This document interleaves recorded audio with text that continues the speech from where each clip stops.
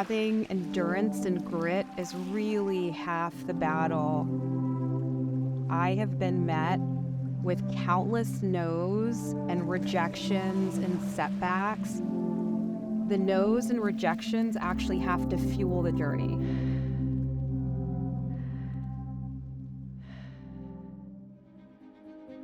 I always knew that I was interested in business, particularly the idea of starting my own company.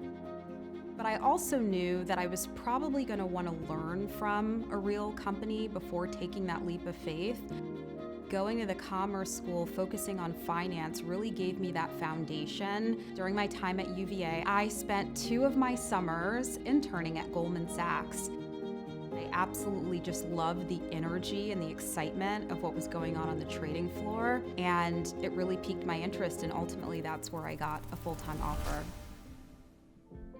In 2010, halfway through my career at Goldman, I actually lost my mom pretty suddenly.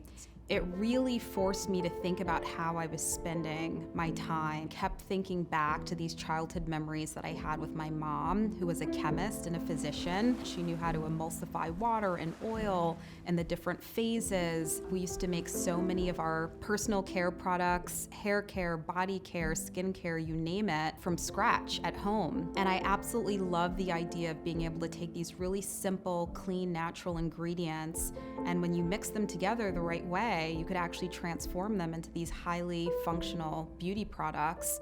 People were becoming more conscious about the ingredients that they were putting on their hair, skin, and body. And so when I was creating the Briogeo brands, I knew that this wasn't going to be a trend. I felt like it was going to be a movement of where the industry was going. I'm so grateful that Sephora, the world's largest beauty retailer, took a bet on my business. Sephora was one of our first retailers, and they took a bet on the brand. They launched us in all stores, and we became one of their fastest growing hair care brands, and that partnership has been so critical to where Briogeo is now.